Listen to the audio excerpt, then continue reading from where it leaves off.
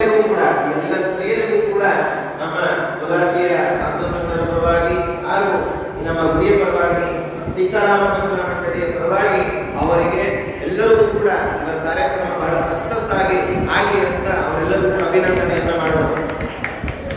ಇನ್ನೊಂದು ವಿಶೇಷವಾಗಿ ಹೇಳಬೇಕು ಅಂತಂದ್ರೆ ಕೊಲ್ಲಾಚಿಯಲ್ಲಿ ಈ ರೀತಿಯಾದಂತಹ ಕಾರ್ಯಕ್ರಮ ನಡೀತಾ ಇರೋದು ಮೊದಲನೇ ಬಾರಿ, ಫಸ್ಟ್ ಟೈಮ್ ಈ ಕಾರ್ಯಕ್ರಮ ಕೊಲ್ಲಾಚಿಯಲ್ಲಿ ನಡೀತಾ ಇದೆ. ಈ ರೀತಿಯಾದಂತಹ ಕಾರ್ಯಕ್ರಮಗಳು ಅದಕ್ಕಾಗಿ ಕೇವಲ ಇದೊಂದೇ ಕಾರ್ಯಕ್ರಮ ಅಲ್ಲ, ಎಲ್ಲರೂ ಕೂಡ ಕೊಲ್ಲಾಚಿಯಲ್ಲಿರುವಂತ ಎಲ್ಲರೂ ಕೂಡ ಸಹಕಾರವನ್ನು ಕೊಟ್ಟರೆ ಇದಕ್ಕಿಂತ ದೊಡ್ಡದಾದ ಕಾರ್ಯಕ್ರಮಗಳನ್ನ ಇದು ಮಾಡಬಹುದು. ಹಾಗಾಗಿ ಈಗ ಇಲ್ಲಿ ಇರುವಂತ ಎಲ್ಲರಿಗೂ ಕೂಡ ಅಭಿನಂದನೆಯನ್ನು ತಿಳಿಸ್ತಾ ರಾಮದೇವರು ಅನುಗ್ರಹವನ್ನು ಮಾಡಲಿ ಅಂತ ಹೇಳ್ತಾ ಮುಂದೆ ಇವರ ಕಾರ್ಯಕ್ರಮವನ್ನ ಆರಂಭವನ್ನು ಮಾಡ್ತಾ ಇದ್ದಾರೆ.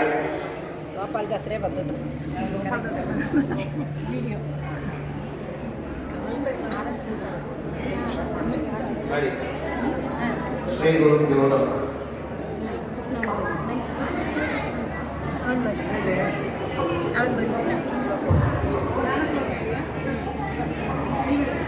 ಹರೇ ಶ್ರೀನಿವಾಸ. ಶುಕ್ಲಾಂ ವರದರಂ ವಿಷ್ಣುಂ ಶಶಿವರ್ಣಂ ಚತುರ್ಭುಜಂ ಪ್ರಸನ್ನವದನಂ ಧ್ಯಾಯೇತ್ ಸರ್ವವಿಘ್ನೋಪಶಾಂತಯೇ ಸರ್ವವಿಘ್ನಪ್ರಶಮನಂ ಸರ್ವಸಿದ್ಧಿಕರಂ ಪರಂ ಸರ್ವಜೀವತಮತಾಂ ಕಾಮಧೇನವೇ ಮನ್ಮನೋಭೀಷ್ಟವರದಂ ಸರ್ವಾಭೀಷ್ಟಫಲಪ್ರದಂ ಪುರಂದರಂ ಗುರುಂ ವಂದೇ ದಾಸಶ್ರೇಷ್ಠಂ ದಯಾನಿಧಿಂ.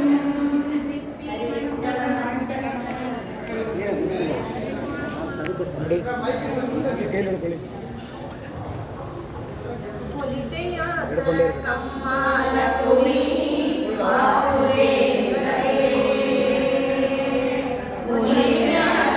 ಕಮ್ಮಾಲಕುಮಿ ವಾಸುದೇವರೇ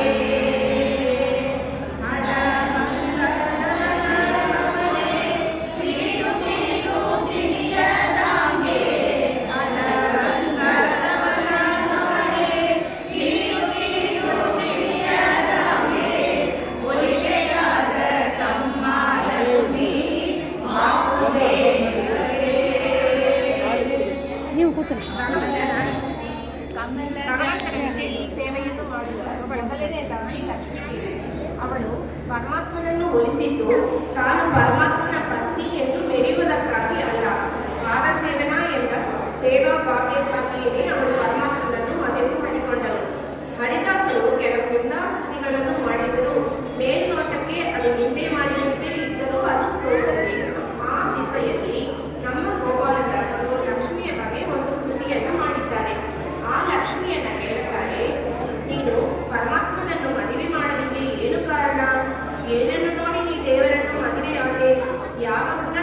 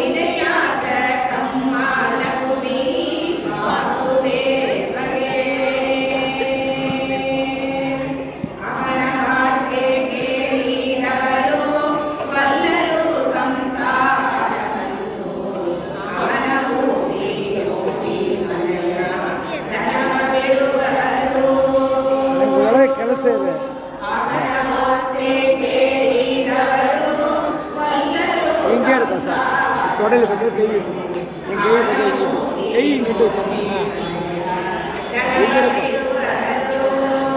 ಹಿಂಗೆ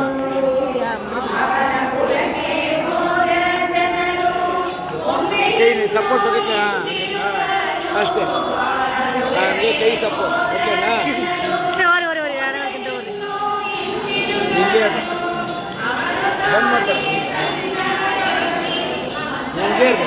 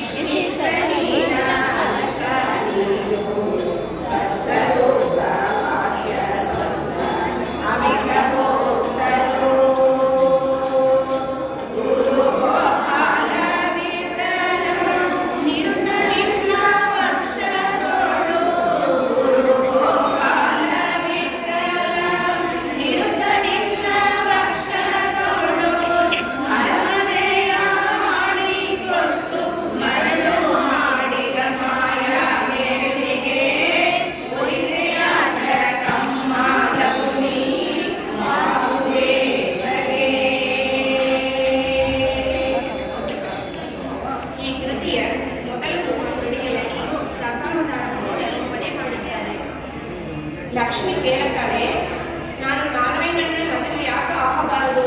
ಮದುವೆಯಾದದ್ದಕ್ಕೆ ಏನು ತಪ್ಪು, ಏನು ದೋಷ ಅಂತೀರಾ? ಕಮಲಗಂಧಿ ಲಕ್ಷ್ಮೀದೇವಿ, ನೀನು ಒಳ್ಳೆ ಸುವಾಸನೆ ಇರುವವಳು, ಒಳ್ಳೆ ಕೋಮಲವಾದ ಅಂಗವುಳ್ಳವಳು. ಪರಮಾತ್ಮನು ಮತ್ಸ್ಯ, ನೀನು ಕಮಲಗಂಧಿ, ಅವನು ಮತ್ಸ್ಯದಂಡ. ವಾಸನಿಲ್ಲದ ಮತ್ಸ್ಯನನ್ನು ನೀನು ಯಾಕೆ ಮದುವೆಯಾದೆ?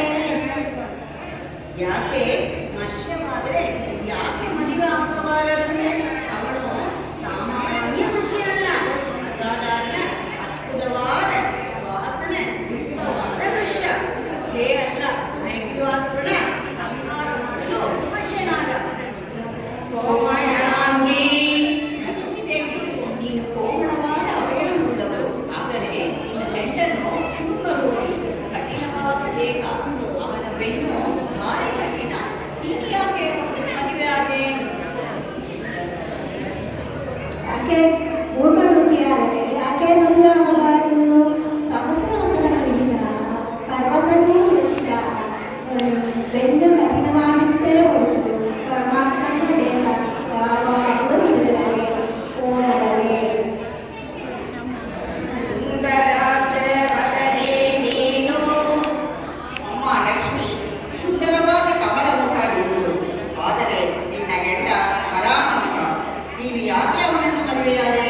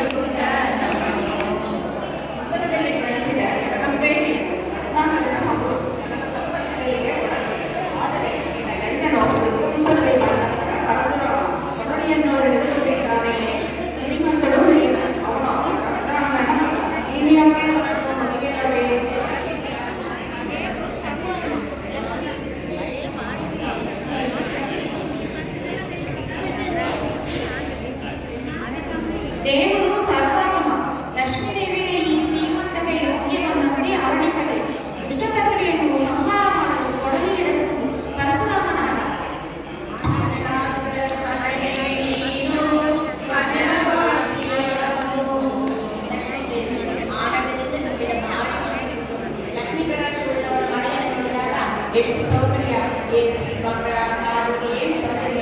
ಆ ಕಟಾಕ್ಷತೆ ಹೇಳಕ್ಕೆ ಸಾಧ್ಯವಾ? ಆದರೆ ನಿನ್ನ ಗಂಡನು ಏನೇನು ಬೇಡ ಎಂದು ಭರವಸೆಯಾಗಿ ರಾಮನಾಗಿ ರಾಮಾವತಾರದಲ್ಲಿದ್ದಾನೆ ಎಂಬ. ಯಾಕೆ ಭರವಸೆಯಾದರೆ ಏನು?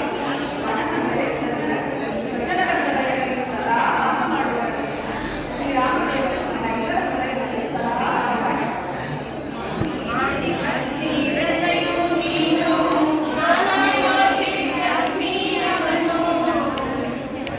ಪವಿತ್ರತೆಯಾಗಿಯೇ ನೀನು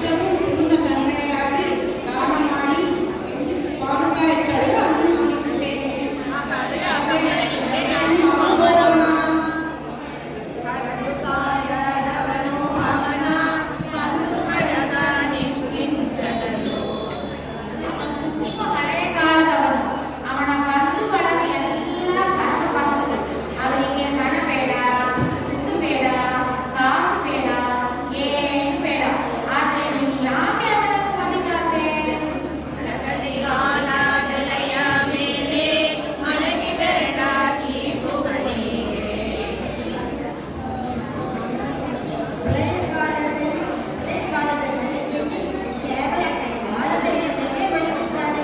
ಮಲಗಿಕೊಂಡು ಲಾಲಿಪಾಪು ಐಸ್ ಕ್ರೀಮು ಚಿಕ್ಕುತ್ತಾ ಇಲ್ಲ. ಅವನು ತನ್ನ ಕಾಲದ ಗೆಬ್ಬೆಟ್ಟಿನ ಚಿಕ್ಕುತ್ತಾ ಇದ್ದಾನೆ. ಸುಂದರವಾದ ದೃಶ್ಯ. ಲಕ್ಷ್ಮೀ ದೇವಿಯೇ ಆಲದೆಯಲ್ಲಾಗಿ ಇದ್ದಾಳೆ. ಅಂತವನು ಯಾಕೆ ಮಲಗೆಯಾದೆ? ಅವನ ಮಾತೆ ಕೇಳಿದವರು ಕೊಲ್ಲರು ಸಂಸಾರವನ್ನು.